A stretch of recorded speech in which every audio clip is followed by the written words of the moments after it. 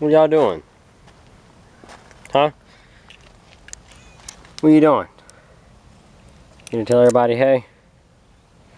It's so pretty. They're just happy that it stopped raining. It's been raining most of the morning. Well, I'm going down here, Paco. And it still kind of looks rough outside. Like it might rain again. But, yeah. So let's talk about the BMW. Apparently Butters is going to help us talk about the both of them are going to help us talk about the e30. I have been having an intermittent fuel problem. It's like it's flooding out. It'll come and go. Usually it happens when you go to try to start the car up after it's already been running. The initial start of the day, there is no problem. It starts up usually right off the bat. You let it warm up, it's good to go. You can drive it up and down the road, no problem. You get to your destination or wherever and you turn it off, and then let's say you stop at a gas station and you go inside and get some pop. You come back out, you get in the car, try to fire it up. It'll usually try to pop off the first time, but then it doesn't. And then you try it again, it'll try to pop off, and then you end up sitting there and it just pops and cracks and sputters on what sounds like 3 cylinders. And even if you hold the pedal to the floor, it'll only go up to about 2200 RPMs and just sit there and shake. It doesn't really respond to throttle or anything of that nature. And usually if you just sit there long enough, it'll start clearing itself up, and once it clears itself up, it's good to go. No more problems. My last e30 never had any type of problems like this, so I never really had to dig far into that motor. And I've kind of read online, and like an idler control valve, could be the mass airflow sensor, something sticking. And then this is what originally was bad on the car when we bought it, were these lines and that connector, but we fixed that, I'm assuming. I can't imagine that all this is factory with all those clamps and whatnot. So if anybody has any insight, this line here goes down, looks like into that canister, the silver canister, something for the fuel again. Apparently Paco is going to help us diagnose. This over here, some type of valve of some sort with hose clamps. This brittle filling vacuum line, you know, I don't really have any idea. Oh, okay, that just unplugged. There's no snap clip in it anymore. That one's missing its snap ring too. So yeah, once you get it started again, there's really no more problems. It fires off and runs on all 6 and has all its power, and you're good to go. But I've noticed while it's doing that, you get this smell of raw fuel. You can kind of smell, sorry, hiccups. You can kind of smell it inside the car, and then it'll start to smoke out the exhaust, a nice black color. And but it clears up if you're persistent, and then it's good to go again. So I'm assuming it's fuel delivery because of the gas smell. I don't think it's a timing issue, because like I said, it'll just clear up out on its own, no more problems. It's got to be something. It's got to be something with fuel pressure, or something is causing it to overfuel. And I know I didn't film, but we recharged the AC the other day, and it actually worked for a few minutes. And then that line down there exploded and caked everything in this nasty shit. So I converted it and recharged it to have air conditioning for half an hour. What a waste. But, you know, everything else seems to be fine. It doesn't overheat. He's about to fall off the car. It doesn't overheat, doesn't really use any oil. Gas consumption seems normal. It's just got an intermittent flooding problem. So it's probably not going to do it right now because the car is cold. And also, I forgot to mention, it doesn't do this every time you restart it, just let's say 1 out of every 10 starts. And I mean, there's been days I've driven the car all day, stopping and starting, cutting it off, starting it back up, and never had a problem. It'll be fine all day. And then there's some days you get in it, you start it up, it runs good, you get where you're going, you cut it off, you go to crank it again, and it'll do that hard starting, flooding out thing. And then you just stay persistent with holding the throttle and revving it up, and it'll clear itself out, and then you're good to go again. So I've got no idea if anybody else maybe has some insight. And then there's these connectors or whatever they may be that are all taped up. I don't really know what any of that is, but that's there. None of the rest of the wiring looks like it's been adjusted.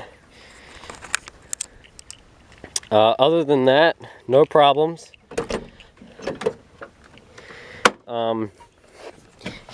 I was also able to get the Clarion carry-out to work. And if you've never seen a Clarion carry-out, got this cool handle. And with the right wiggling,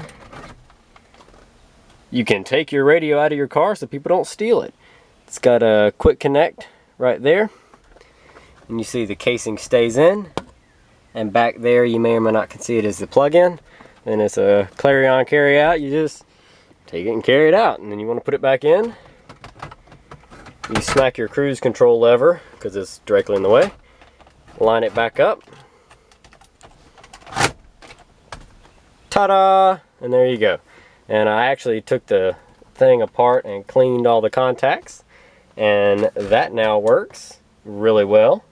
The volume knob that actually turns the unit on and off needs some contact cleaner. It doesn't always let it come on. Sometimes you have to play with the volume back and forth until it comes on. I have yet to fix the passenger window. I'm believing it's the switch. This looks like it's been replaced before, because if I'm not mistaken, the switches are supposed to have illumination like this one, and this one does not. So maybe this is already like a cheapo eBay reproduction switch. I'm not sure if it is the window motor. I guess I have to find a window motor. But switch on.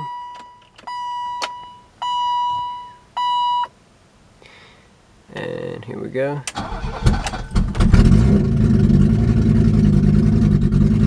Got a little bit of skip to it right now, but it smooths out.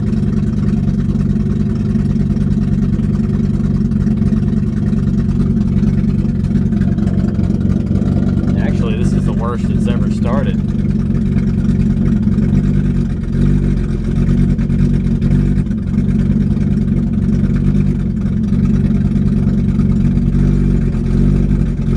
It's trying to clear up.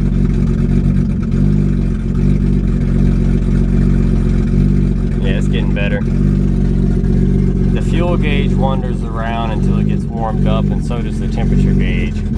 The speedometer is intermittent functioning as well. Also, I don't know how to reset this,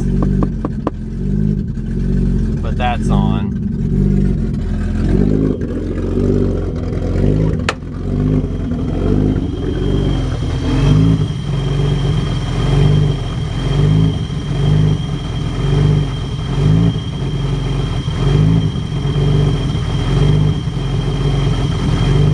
Here it kind of sounds like it's surging a little.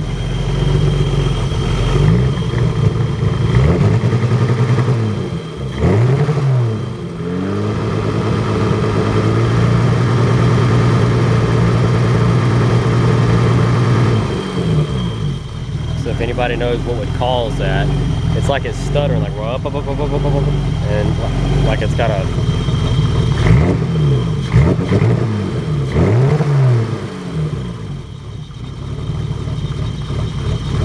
now it's loping.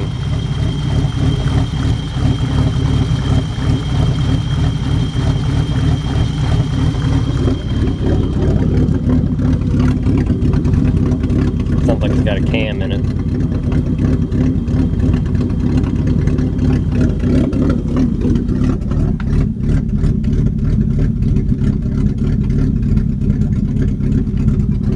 don't know what causes that. I don't know where to start. Maybe if anybody has any insight.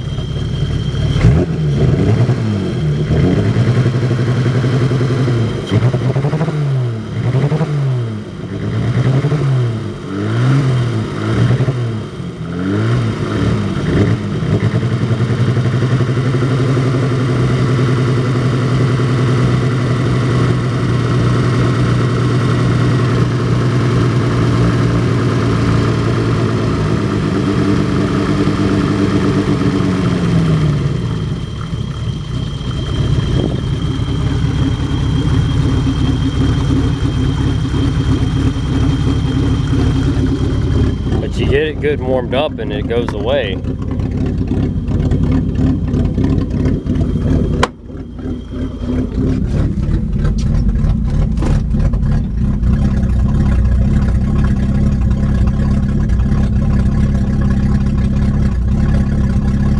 It tries to smooth out with a load on it.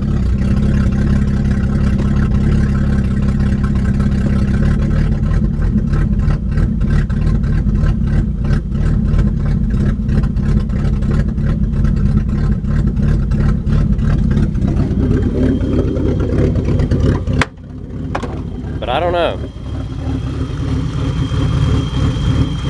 So if anybody has any insight, any feedback would be greatly appreciated.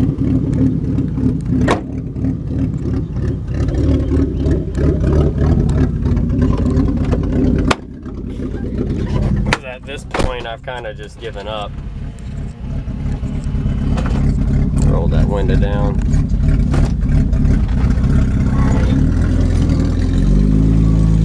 You see with a load on it, trying to drive it, it smooths out. Like I said, once it gets good and warmed up, it drives just fine. But getting to that point, it's rough and rocky and it stutters.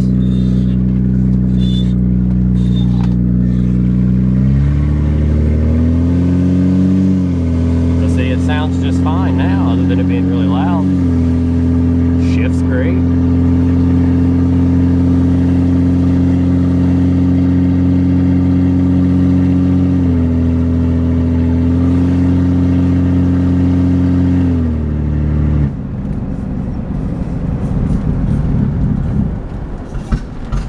And now it's doing that sputtering thing. Alright guys, I'll catch up with you in a minute.